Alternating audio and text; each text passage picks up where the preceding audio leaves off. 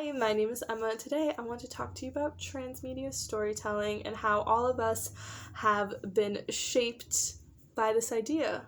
We all grew up listening and viewing Harry Potter, Star Wars, Marvel, these huge universes that seem to have storylines that never end, which is a good thing because we have also been involved into those storylines. We have become characters in our own right in these stories because we get to go to Universal Studios, we get to go and watch the movies, we get to go to Comic-Cons, we get to dress up, we get to watch videos, fan fiction, we get to buy little trinkets that are from the movies, like little memories of what happened in the movies, and we get to build them in our own ways. We get to have our own wizard permit and wand permit and apparating permit and stuff like that. We get to become not only viewers of the Harry Potter universe, Marvel universe, we get to become a part of it. We get to identify with the characters by becoming one of them.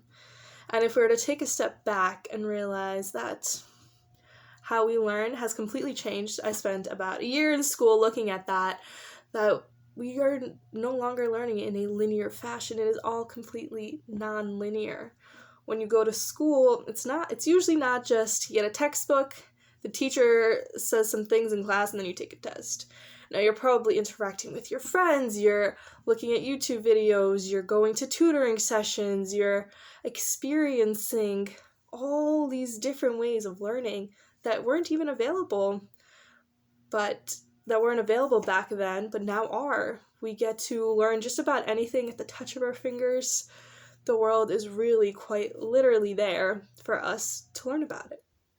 So I spent some time looking into that and just being like, I do learn about the world in this non-linear way. When we look at the news, it's probably non-linear. You're probably getting something from Instagram and YouTube and Facebook, from your friends. And then sometimes you might realize, what information are they getting? Where is that coming from? And, you get to actually pick and choose how you interact with your own world. You're the character. You are creating a story too. So if we take a step back and we acknowledge that we are being affected by what is happening in the world, but we also get to filter what ways we accept it into our lives. So if there's something that you learn from Instagram versus YouTube, how is that done?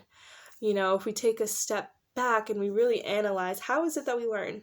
Where do I get most of my information from? Who is the one saying it? Why is it said like that?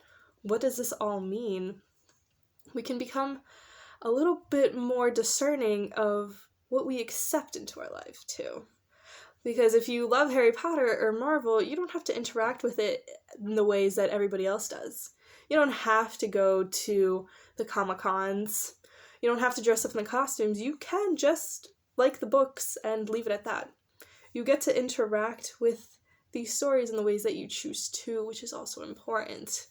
So there's much more to be said about transmedia storytelling, but that is the goal. That is the idea that I want to share with you today.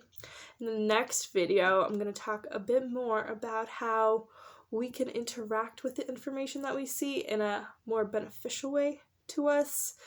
Because there's so much information out there, it's hard to distinguish what we should be accepting and what is, as the phrase, fake news. What is it? What does that mean? What does that word, what does that phrase itself mean? What does it create? I'm going to go into that a little bit next time, but let me know, what is your favorite movie that has been turned into this huge universe? How do you learn information? Subscribe if you want to hear more videos like this. Tune in next time, and I hope you have an amazing week.